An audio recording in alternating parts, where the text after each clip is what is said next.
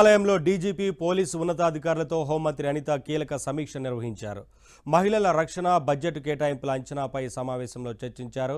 మహిళల రక్షణకు special wing, ప్రత్యేక యాప్ ఏర్పాటు చేయాలని హోంమంత్రి ఆదేశించారు. హెల్ప్ డెస్క్ల బలోపేతం చేయడంతో పాటు పోలీసు వ్యవస్థలో మౌలిక వసతులపై సమీక్షలో చర్చించారు.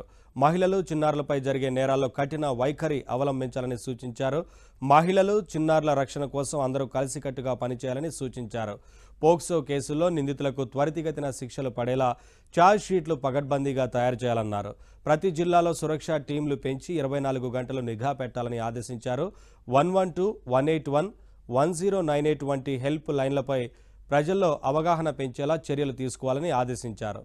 స్పెషల్ వింగ్, ప్రత్యేక యాప్ ఏర్పాటు చేయాలని హోంమంత్రి ఆదేశించారు. హెల్ప్ డెస్క్ల బలోపేతం చేయడంతో పాటు పోలీసు వ్యవస్థలో మౌలిక వసతులపై సమీక్షలో చర్చించారు. మహిళలు, చిన్నారులపై జరిగే నేరాల్లో కఠిన వైఖరి అవలంబించాలని సూచించారు. మహిళలు, చిన్నారుల రక్షణ కోసం అందరూ కలిసికట్టుగా పనిచేయాలని సూచించారు.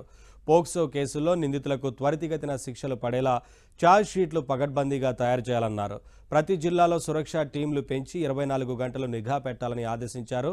112, 181, 1098 వంటి హెల్ప్ లైన్లపై ప్రజల్లో అవగాహన పెంచేలా చర్యలు తీసుకోవాలని ఆదేశించారు.